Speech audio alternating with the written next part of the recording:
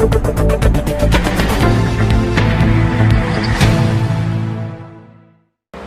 मैं हूं आपके साथ अनुष्का राय और आप देख रहे हैं तक्षित न्यूज। उज्जैन में एक दिन पहले रात को बड़नगर रोड पर 3 युवकों द्वारा एक एएसआई की पिस्टल लूटने का मामला सामने आया था। मामले में एएसपी प्रदीप शर्मा ने गुरुवार को पुलिस कंट्रोल रूम में प्रेस वार्ता में बताया कि एएसआई गोवर्धन दास ड्यूटी पर थे। तभी एक बाइक पर सवार 3 युवकों ने एएसआई पर हमला कर पिस्टल लूट ली और चोट भी पहुंचाई। मामले की गंभीरता को देखते हुए एडिशनल एसपी, एसडीओपी और थाना प्रभारी ने रात्रि में ही अभियान चलाकर तत्काल तीनों आरोपियों को गिरफ्तार कर लिया। आरोपियों के पूर्व आपराधिक रिकॉर्ड भी बताए जा रहे हैं। आरोपियों के पास से लूटी गई पिस्तौल व सभी राउंड बरामद कर लिए गए हैं। मामले की गंभीरता को देखते हुए आरोपियों पर एनएसए की कार्रवाई भी की गई है। वहीं रात्रि में तत्काल धरपकड़ कर आरोपियों को गिरफ्तार करने वाली पुलिस टीम को 10,000 रुपये इनाम भी दिया जाएगा।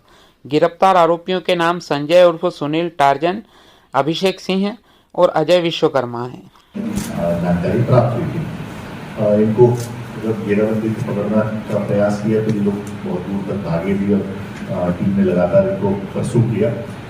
तीनों आदमियों को गिरफ्तार कर लिया गया, जिसमें एक संजय उर्फ सुनील है उर्फ टार्जन।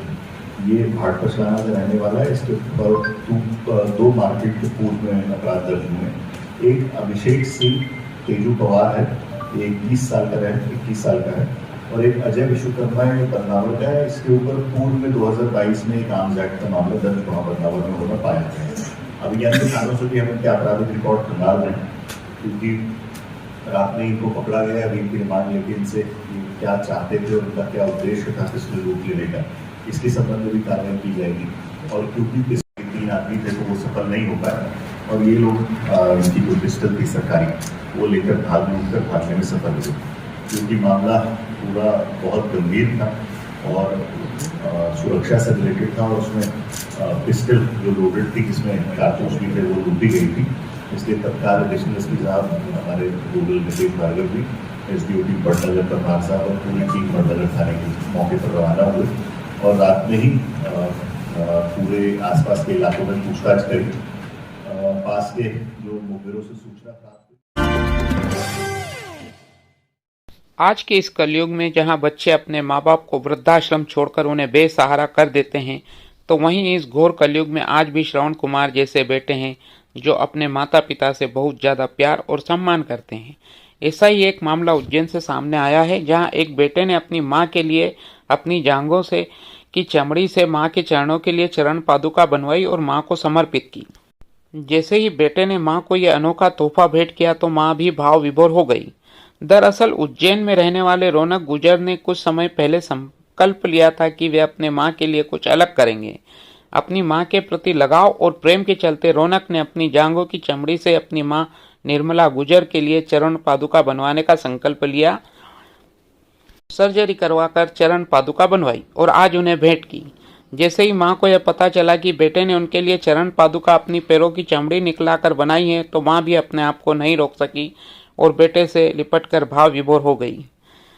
इस मामले में रौनक गुजर ने बताया कि मैं रामायण का पाठ करता हूं और प्रभु राम के चरित्र से काफी प्रभावित हूं। भगवान राम ने कहा है कि अपनी मां के लिए चमड़ी से खड़ाऊ बनवा दे तो भी कम है।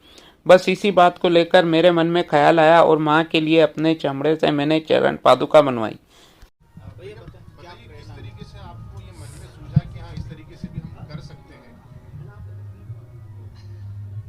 मैं कई विगत वर्षों से रामायण जी का अध्ययन करता हूँ। मैं रामायण जी सैकड़ों बार अवध भाषा में और हिंदी भाषा में पढ़ी है। उसी में राम जी की जगह या अपनी माता के लिए कि मैं अपनी माँ को, कोई भी व्यक्ति अगर राम जी के शब्द हैं कि अपनी माँ को अपने चमड़े की खड़ाऊ पहना दो तो भी कम है। बेटा मेरी दिन में रात हो गई, मेरे तारे नजर आने लगे कि रौनक ने ये क्या करा। ऐसा कलयुग में ऐसा आपने कहीं सुना है? आपकी भी इतनी उम्र है, ये चप्पल नहीं है, ये मेरी जान है और मैं भी जब तक अब जीऊंगी अब जिंदगी में चप्पल नहीं पहनूंगी बेटा, क्योंकि रौनक ने मेरी चप्पल छुड़वा दी। मैं चप्पल नहीं पहन सकती। मैं 7 दिन भागवत में मैंने चप्पल छोड़ी थी। रौनक तूने जिंदगी की चप्पल छुड़वा दी बेटा, मैं नहीं पहन सकूं चप्पल अब। मैं चप्पल कैसे पहनूंगी रोना? आंटी आपको कब पता चला कि चप्पल बनवाई है? अब यार इनकी नहीं राज तुमने भी नहीं की बेटा हमसे कि रोना कितना बड़ा काम कर रहा है।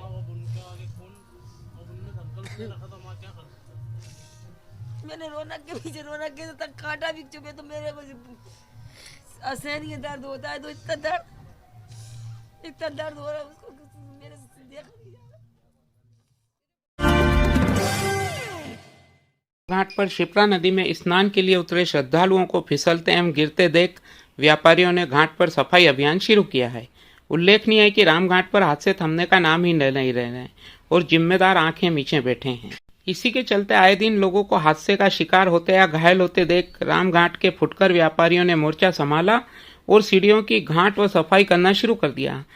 6 घंटे की सतत मेहनत के बाद रामघाट और दत्त अखाड़ा की सीढ़ियां काई मुक्त होकर स्वच्छ चमकते नजर आई। व्यापारी सोनू सेन, दिनेश पवार, राम प्रसाद रायकवार ने कहा कि घाट पर कोई गंभीर हादसा हो उसके पहले हमने घाट पर सफाई की है। हालांकि इस दरमियान नगर निगम कर्मचारी भी घाटों की सफाई में योगदान देते दिखाई दिए। नर्मदा पाइपलाइन को गौघाट जल यंत्रालय से जोड़ने का कार्य ठेकेदार द्वारा समय पर नहीं होने से जल संकट का सामना करना पड़ रहा है। शहर में हर वर्ष जल संकट की समस्या सामने आती है। पीएचई के पास उपलब्ध पेयजल के स्रोत शहर के क्षेत्रफल और आबादी के मान से कम पड़ने लगे हैं।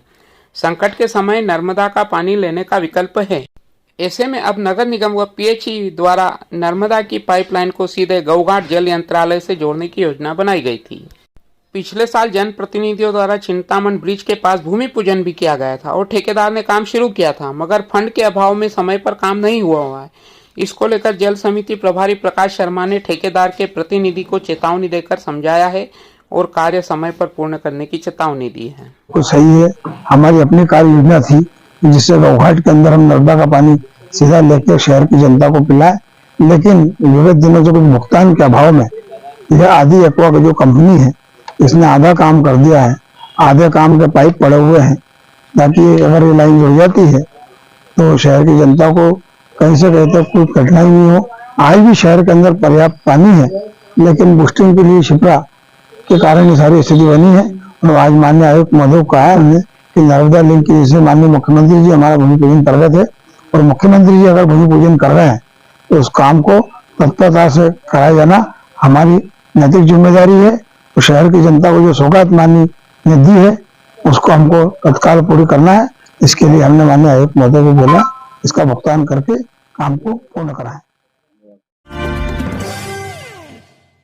अध्यक्ष पंकज चांदोरकर की उपस्थिति में हुई महाराष्ट्र समाज कार्यकारिणी की बैठक में समाज की विभिन्न गतिविधियों पर चर्चा के साथ ही कार्यकारिणी के रिक्त पदों पर सलाहकार जितेंद्र आपटे और पंडित जितेंद्र डिवते को मनोनीत किया गया। इस अवसर पर अखिल भारतीय ब्रहण महाराष्ट्र प्रथम मराठी साहित्य सम्मेलन पणजी में मराठी काव्य पाठ हेतु विशेष आमंत्रण पर राजश्री जोशी का अभिनंदन किया गया। कार्यक्रम में सदाशिव नायगांवकर, मिलिंद पन्हानकर, रविंद्र मुले, धनश्री क्राले, संजय देवधर आदि उपस्थित थे। तमाम महत्वपूर्ण खबरों के लिए देखते रहिए तक।